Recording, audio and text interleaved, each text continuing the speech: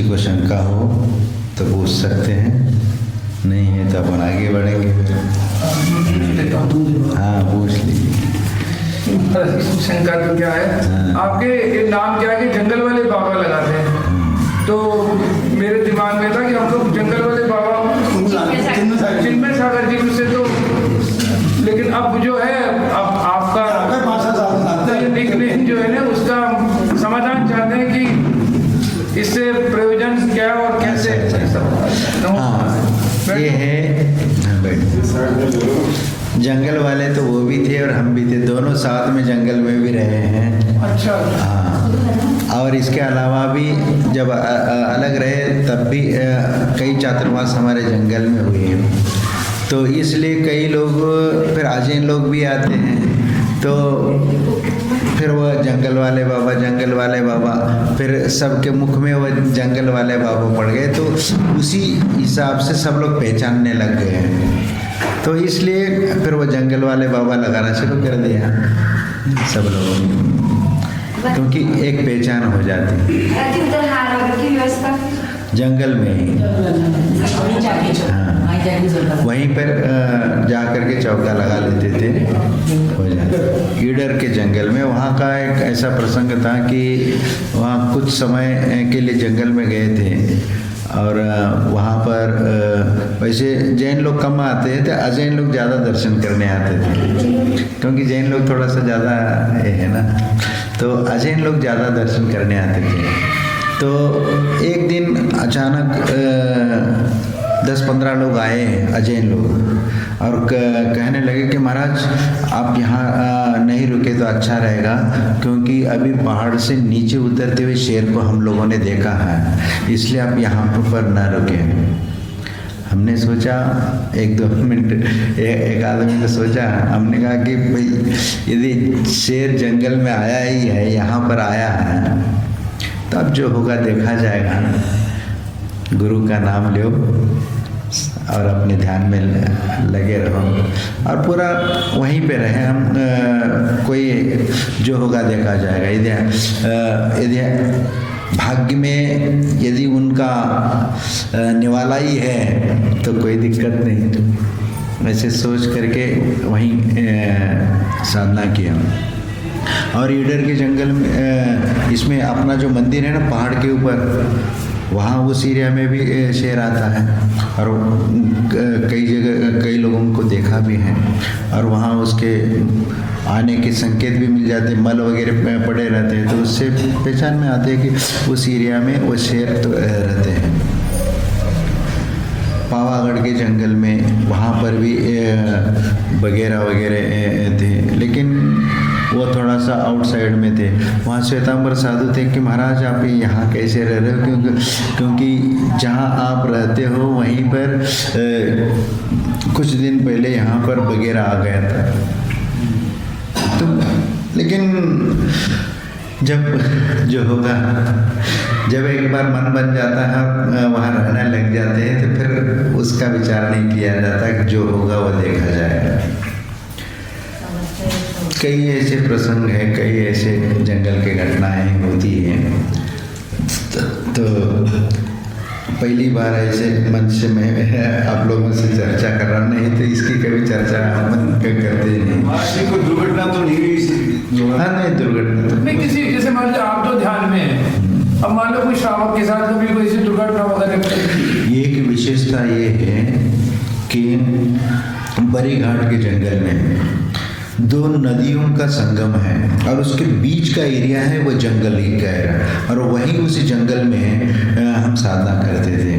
और शास्त्रों में जैसा कहा जाता है कि 2 नदियों के बीच का संगम का जो जगह होता है वह सबसे उत्तम स्थान माना जाता है। तो वहाँ पर, और हमें मालूम भी नहीं था कि एक नदी तो सुना था, लेकिन दूसरी नदी तो सुना नहीं था, उसी से बगल से कह जाता। बाद में वहाँ जा करके देखा कि फर्स्ट बार तो हम दूर से देख करके हमने ये कर लिया कि टीकमगढ़ से वह लगभग 8 किलोमीटर दूर है, और फिर जंगल के निमित्त से लोगों को, क्योंकि वहाँ के लोगों को तो कोई राजी तो थे नहीं, लेकिन किसी ने करके मालूम पड़ा हाँ ये उपयुक्त जगह है, और फिर चातुर्मास की स्थापना करी और सीधा जंगल में पहुंच गए। वहाँ के बहुत सारे ऐसे प्रसंग हैं कि क्या क्या स्थिति हुई। सब समाज एक तरफ और महाराज एक तरफ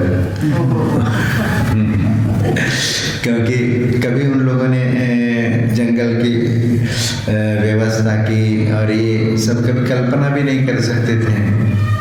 तो और हमारे सामने एक चुनौती भी खड़ी हो गई वहाँ। यहाँ तक कि समाज ने ये बोला कि महाराज आपको चातुर्मास करना है तो हम यहाँ मंदिर में करा सकते हैं, जंगल में तो हम नहीं करा सकते। क्यों? फिर उन्होंने कहा कि महाराज वह नदी में वहाँ कोई अच्छे लोग नहीं आते उस तरफ, और वहाँ पर उस नदी में मरा हुआ व्यक्ति का डेथ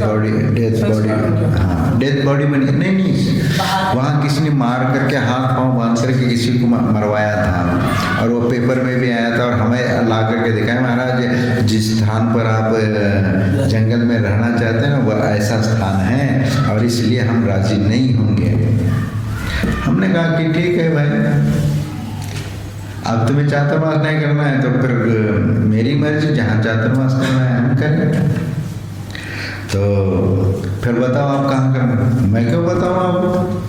अब हमारे पास ये 2 दिन और इमरजेंसी के 5 दिन, यानी 6-7 दिन है। हमें जहाँ करना है हम वहाँ कर लेंगे, आप उसकी चिंता, आपने तो अपनी जिम्मेदारी ये कर ली।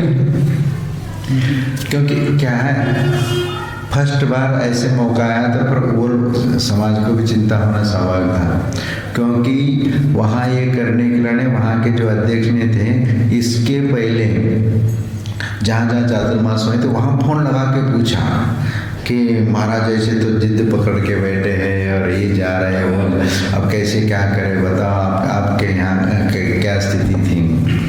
उनने बताया कि महाराज जो जंगल गए तो वह जाएंगे, उनने यदि बोल दिया है तो इसमें तुम्हारा भला उसी में है कि उनकी जैसे कह रहे वैसे कर लेना, नहीं तो तुम्हारी नाक तो कहीं से भी नहीं बचेगी।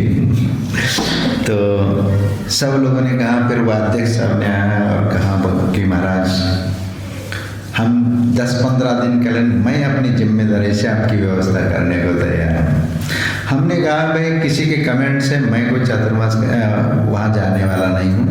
मेरा मन जब तक लगेगा और जब तक मेरा अंतरंग से आवाज़ नहीं आएगी कि हाँ वापस अब आना है, तब तक मैं वहीं पर रहूँगा। आपको करना हो तो व्यवस्था कर लेना, नहीं है तो मैं आपको कोई बाध्य नहीं कर रहा हूँ। और ठीक है, हमें ये करना था तो हम चातुर्मास स्थापना कर ली, पारणा कर लिया और सीधा जंगल में पहुंच गए। इधर बुखार चढ़ गया समाज को। कई लोग यहाँ तक कि वैसे वो अध्यक्ष और 1-2 व्यक्ति दोपहर में आकर के मिल के गए, लेकिन वो बहुत सारे प्रसंग है। अब समाज के सामने वो बहुत सारी स्थितियाँ, उनने सोचा कि महाराज तो ऐसे आएंगे नहीं, अब गए हैं तो क्या करेंगे, महाराज जी की व्यवस्था में टालम टोला करो। टालम टोला करो। तो रात के 12 बजे तक वो एक पत्थर की वहाँ पर एक वन विभाग है, वन विभाग का वो स्थान है, नर्सरी है। तो वहाँ पर वो बैठने के लिए पत्थर के वो पटिया रखे हुए थे, बस उसी पे हम बैठ कर वहीं पर रात 12 बजे तक सोए। वो चटाई पाटा तक लेके नहीं आए रात के 12, क्योंकि थोड़ा परेशान हो जाएंगे, महाराज सोच लेंगे। और वह आए, फिर बाद में लेके आए, कोई बात नहीं। फिर इसके उपरांत 1-2 दिन वहीं रहे, रात्रि विश्राम वहीं। फिर उसके बाद सीधा हम जंगल के भीतर रहने के लिए चले गए। तो वहाँ पर 1 किलोमीटर आधा पौन किलोमीटर भीतर जंगल में पेड़ के नीचे हैं, वहाँ एक उनने पाटा लिया है। वो पाटा 2-3 दिन बाद आ गया। फिर वहाँ रात्रि विश्राम के लिए उन्होंने पाटा रख दिया वहाँ। बरसात का समय है। उनने विचार किया, यानी ज़्यादातर हम ये कर लेते कि पानी से बचने के लिए हम थोड़ा सा प्लास्टिक पन्नी थोड़ा सा लगवा देते, लेकिन फिर भी उससे पूर्ति नहीं होती। कई बार रहता है कि इधर से बरसात हो रही है तो आधा तक सामने से भीग जाता है, पीछे से हवा आ गई तो पीछे का आधा तक बीच में हम बैठे हैं। कई बार ऐसी स्थिति होती है। तो वो उनने सोचा कि पन्नी 8 दिन तक वो पन्नी तक नहीं लाए, क्योंकि बरसात में महाराज भीग जाएंगे तो अपने आप लौट करके आ जाए। उनने बहुत हर तरह से उनने हमारी परीक्षा ली। हमने कहा कि ठीक है तुम कुछ भी कर लो, क्योंकि उसके पहले सहजपुर के जंगल में 5-5 घंटे तक बरसते हुए पानी में हमने निकाला है। तो यहाँ यदि पानी में गिर जाए तो हमें कोई फर्क नहीं। इनने इंतज़ार कर लिया, लेकिन फिर उसके उपरांत ऐसे लग गए कि जो लोग वहाँ समझते नहीं थे कि यहाँ तो कोई 10 लोग भी कोई आएगा नहीं दर्शन करने के लिए, उनने देखा कि वहाँ तो प्रतिदिन 50 लोग वहाँ आहार के टाइम पे उपस्थित हो जाते थे। 50 लोग, अजैन लोग भी अलग, जैन लोग भी अलग, और रविवार के दिन तो 8-10 हज़ार लोग वहाँ पर प्रवचन के लिए आते थे। और उसी जंगल में एक समोचन विधान किया, और वहाँ पर उस विधान में ये हो गया कि कहीं पर पैर रखने के लिए जगह नहीं थी। इतना पूरा जंगल में जहाँ देखो वहाँ सब लोग ही लोग, इतना। अब उसका वीडियो देखोगे ना कि आप लगेगा कि इतनी भीड़ जंगल में, और वहाँ वैसे समाज तैयार नहीं था वहाँ कोई विधान करने, और ये कि भैया वहाँ यदि कोई भी चीज़, एक सुई भी चाहिए हो ना 8 किलोमीटर जाना पड़ेगा। लेकिन वह अध्यक्ष और कोषाध्यक्ष 2-4 लोग ऐसे जुड़े हुए थे। उन्होंने कहा कि महाराज जो भी हो, एक व्यक्ति वहाँ शहर में से यहाँ से फ़ोन लगा के बोलता ये सामान तैयार रखना, और वहाँ से वह तैयार करके वहाँ भेज देता। और विधान में इतना बढ़िया विधान हुआ कि जितने भी हमारे कार्यक्रम हुए हैं वो शहर में रह करके जितनी प्रभावना होना चाहिए उससे कई गुना प्रभावना जंगल में है।